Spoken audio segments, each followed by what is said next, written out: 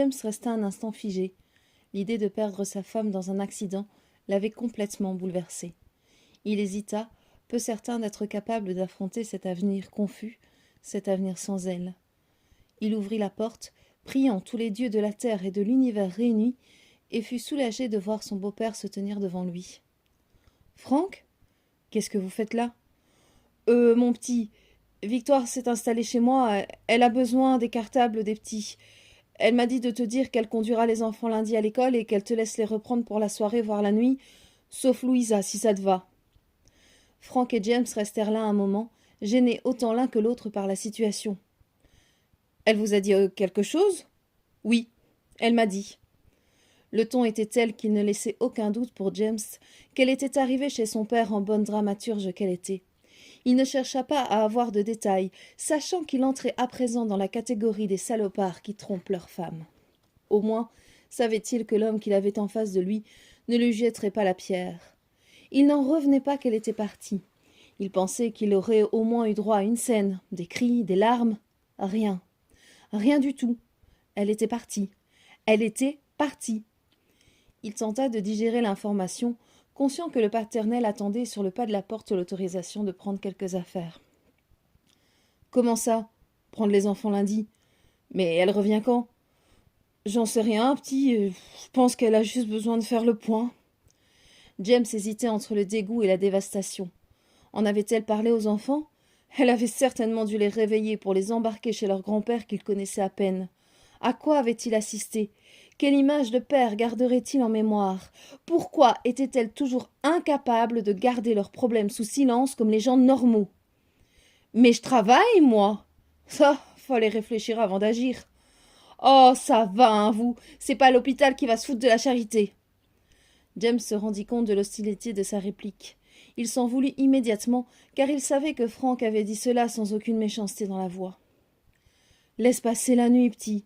Elle est sous le choc, c'est normal. Je peux rien dire de plus, c'est ma fille. Et je peux que me ranger de son côté, malgré... » Il se reprit. « Surtout, après toutes les frasques que j'ai faites. » James ouvrit la porte plus grand, lui fit un signe de la tête indiquant l'escalier. « Les sacs sont en haut, entrez. Je vais chercher tout ce dont elle a besoin. » Il monta les marches, sentit qu'au fur et à mesure qu'il y posait les pieds, ceux-ci devenaient de plus en plus lourds. Ses épaules s'affaissaient de plus en plus. Qu'avait-il fait ? Juste pour du sexe. Juste pour du sexe. Il parcourut les chambres à la recherche des sacs. Il ne savait même pas à quoi ils ressemblaient, ces maudits sacs. Aux rentrées précédentes, il était impératif que toute la famille soit présente pour acheter les cartables, chacun y allant de son commentaire. Cela se terminait souvent en cris entre le sac trop cher pour eux ou le mauvais coloris pour l'un ou l'autre. À la rentrée passée, Louisa courait à travers tout le magasin. Victoire et James s'évertuaient à essayer de la rattraper ou de la chercher à travers des vêtements suspendus. Dès que l'un d'eux la trouvait, la petite fille riait tellement aux éclats qu'aucun n'avait eu le courage de la gronder. Et pire même, il avait laissé recommencer son petit manège de plus belle. James se souvint être ressorti de cette séance de shopping totalement épuisé, se demandant comment sa femme pouvait affronter cet exercice de façon hebdomadaire. La réalité, aussi difficile fut-elle à admettre avec le recul, est que pour cette rentrée, il était parti plus tôt à l'entreprise, préférant avoir la tête dans le travail et le regard tourné vers sa nouvelle assistance, que avoir à affronter le tourbillon de 3 enfants déchaînés. Qui aurait pu lui en vouloir de travailler si dur pour mettre sa famille à l'abri du besoin ? Le travail est souvent le refuge des familles débordées. Une fois les sacs trouvés, il se dépêcha de les donner à son beau-père, croyant bon de lui préciser qu'il appellerait Victoire pour convenir d'un autre arrangement. Tous deux pressés de mettre fin à cette situation embarrassante, Franck lui fit un demi-sourire en guise de revoir et James le lui rendit.